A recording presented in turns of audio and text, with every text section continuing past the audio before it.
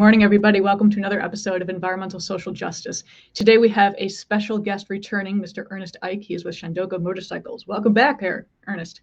Thanks for having me on again, Wendy. No problem. And you are one of my favorite guests because you offer choice.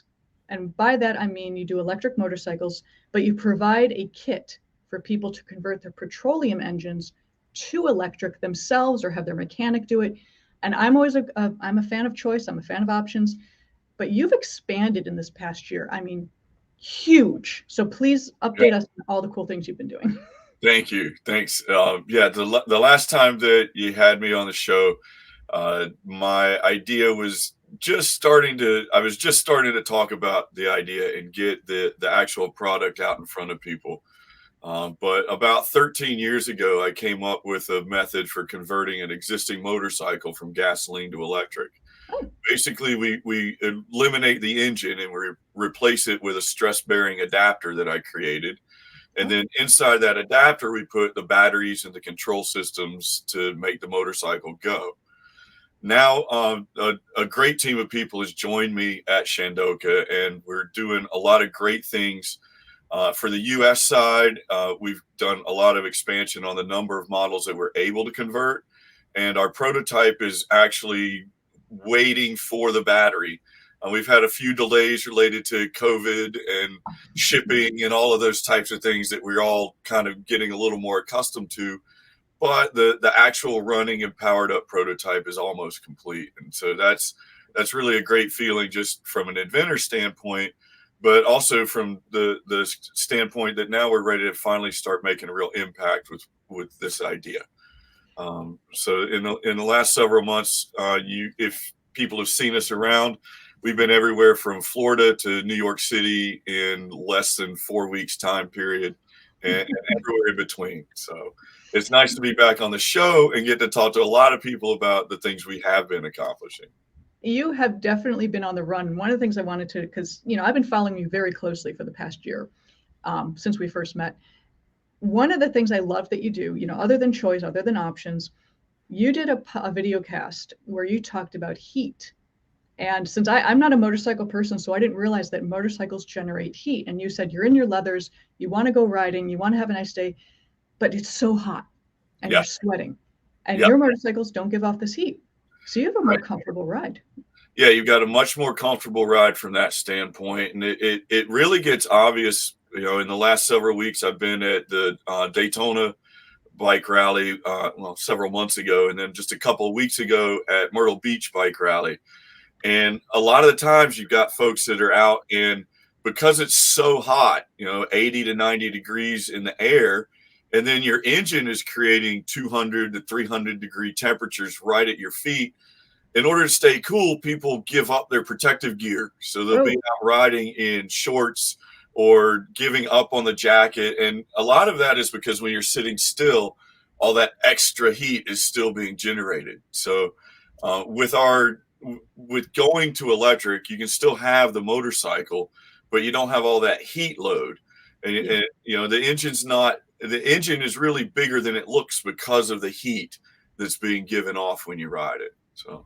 Oh, that's interesting. And, I do love the new designs you guys have come up with. The evolution of your product has become such streamlined engineering and design work. It's really beautifully done, guys. You got to check them out.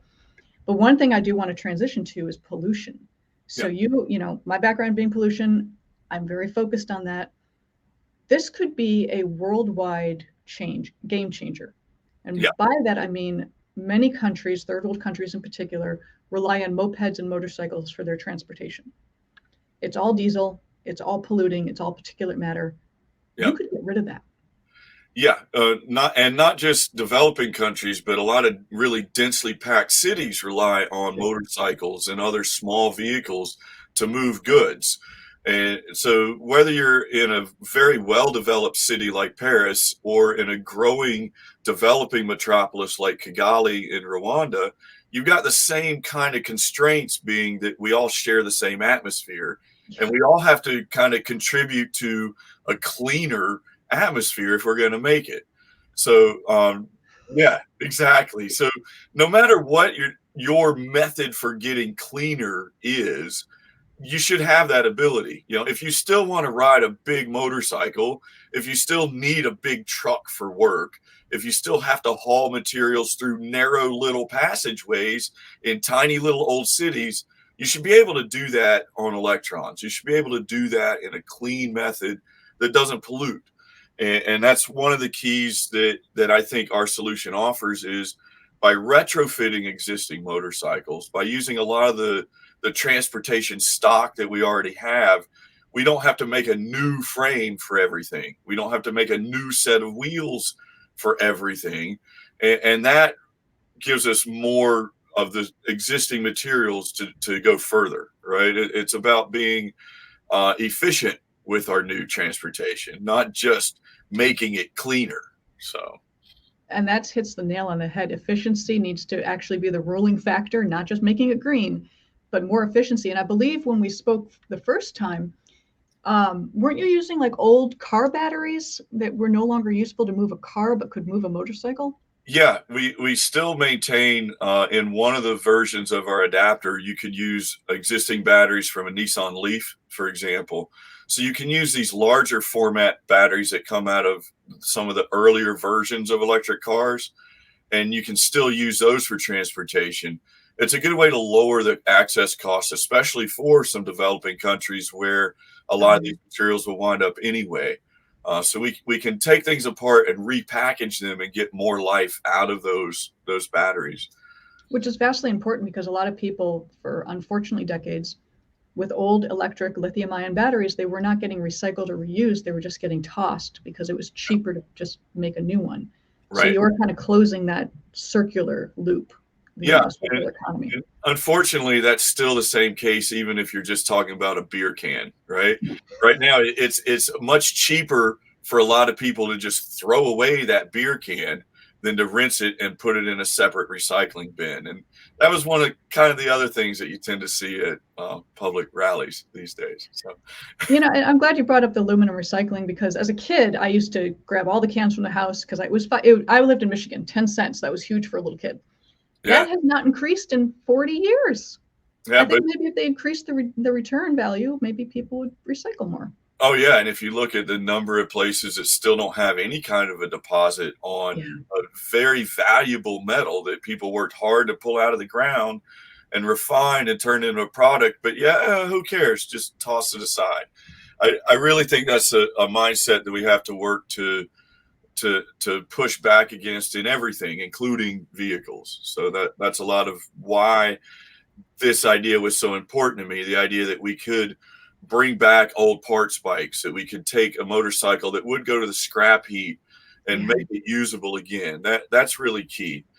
But one of the other challenges, though, as Shandoka wants to grow and get bigger, is that we do need brand new product. There is a need in order to get the most efficiency and the most reusability out of a vehicle. Sometimes you do need to start from scratch.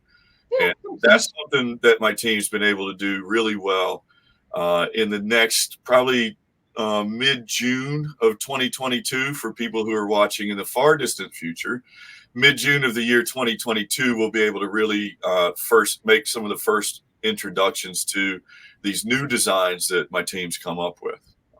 And your designs are just beautiful. I mean, the craftsmanship that you guys have, you've got some good engineers in your group.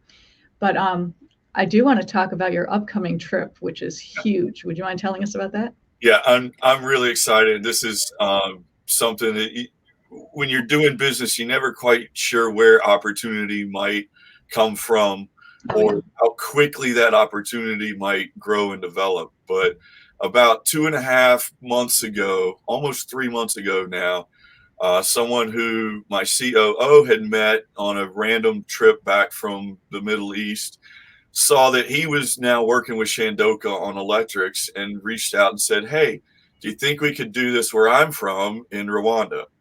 So in the course of about 2.5 months, Philip and myself and my team, Gregorio and Christian, our engineer and designer, we've put together a product that we know that can work internationally.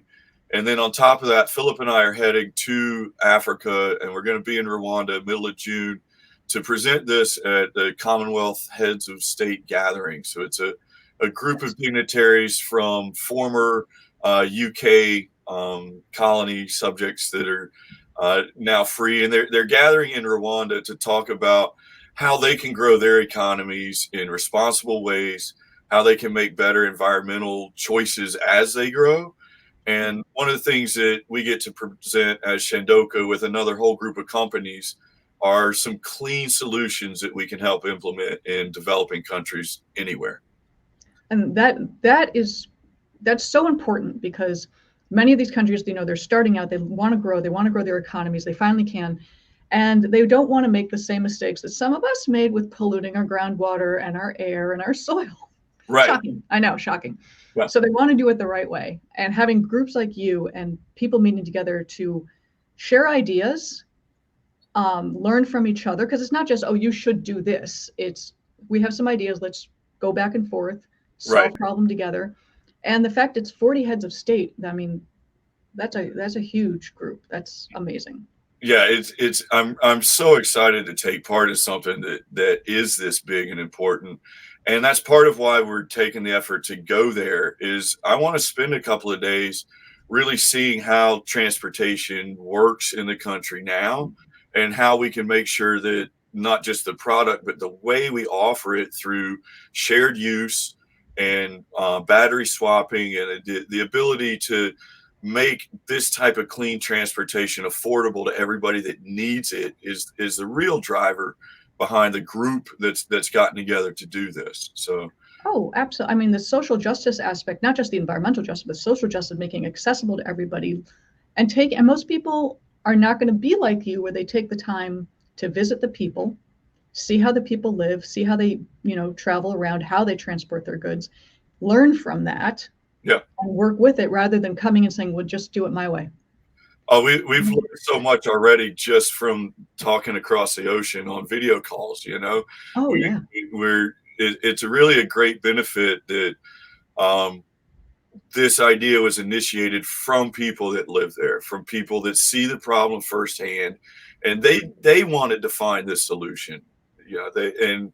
I'm just glad that we're able to show up and bring this type of an answer to them. It's one of the cool things about the industry that I wound up in. So. I just love the work you're doing. I mean, that's why I've been following you so closely for, I think we first met about a year ago. Yeah. And I followed every, yeah. I'm sorry? It goes quickly. I know.